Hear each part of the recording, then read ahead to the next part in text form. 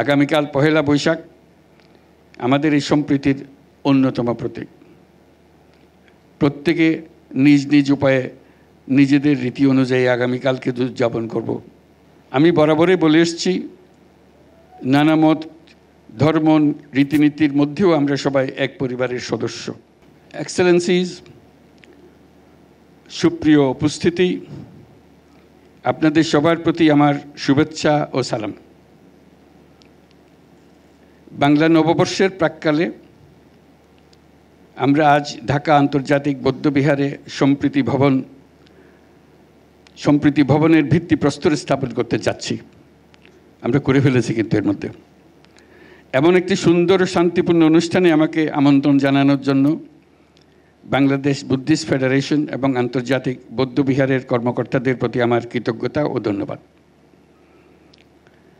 একই সঙ্গে সবাইকে বাংলা নববর্ষের অগ্রিম শুভেচ্ছাও জানাচ্ছি। শুভ নববর্ষ। অতি প্রাচীন সময় থেকে এই অঞ্চলের গুরুত্বপূর্ণ শিক্ষা প্রতিষ্ঠান হিসেবে আবির্ভূত হয়েছিল এখানকার বৌদ্ধ বিহারগুলো। এগুলো আমাদের ঐতিহ্য ও সভ্যতার নিদর্শন। পৃথিবীর দূর দূরান্ত থেকে ভিক্ষু ও ছাত্ররা এই বিহারগুলোতে আসতেন। মহামানব বুদ্ধের শান্তি ও সম্প্রীতির বাণী বিশ্বে ছড়িয়ে দিতেন। শুধু ধর্মীয় আচার ও শিক্ষা নয়, সমাজে জনকল্যাণকর কর্মসূচিরও কেন্দ্র ছিল এদেশের বৌদ্ধ বিহারগুলো। এখন যে কোনো ব্র্যান্ডের পুরাতন এসি বদলে নতুন ওয়ালটন এসিতে উপভোগ করুন 25% ছাড়। মহামানব গৌতম বুদ্ধ বিশ্ব মানবতার কল্যাণে সম্প্রীতি ও সাম্যের বাণী প্রচার করেছিলেন। বৌদ্ধ ধর্ম জীবজগতের সকল প্রাণীর মঙ্গল কামনা করে। মহামানব বুদ্ধ বলেছেন, শান্তি সুখ থেকে আমরা কাউকে বঞ্চিত করতে পারি না, এমনকি ক্ষুদ্র জীব থেকেও বঞ্চিত করতে পারি না। এদেশের বৌদ্ধ পণ্ডিত অতীশ দীপঙ্কর বিশ্ববরণ্য এক মহাপণ্ডিত। মহামানব বুদ্ধের বাণী তিনি বহন করে দিয়েছিলেন সে মহাচীনের তিব্বতে। চীনে এখনও তাকে সর্বোচ্চ মর্যাদায় শ্রদ্ধা জানানো হয়।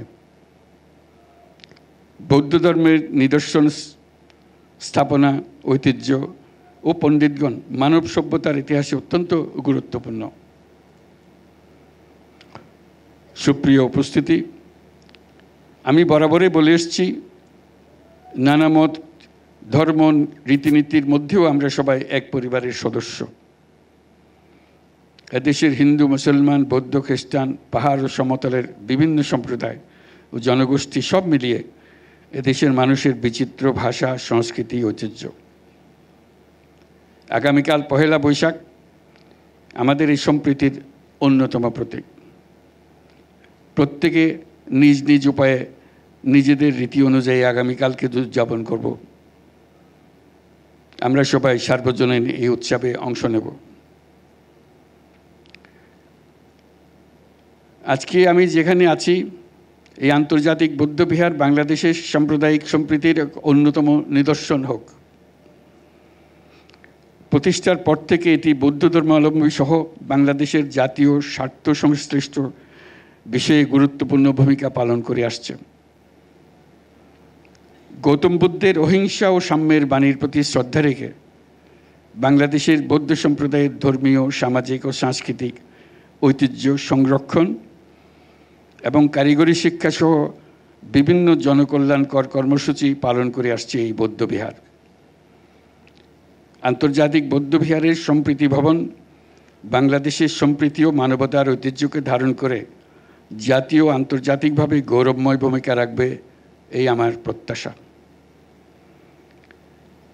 আমাদের সম্প্রীতি ও মানবিক মূল্যবোধের জয় হোক, বিশ্বে শান্তি বিরাজ করুক, এই কামনা করে আমার বক্তব্য শেষ করছি।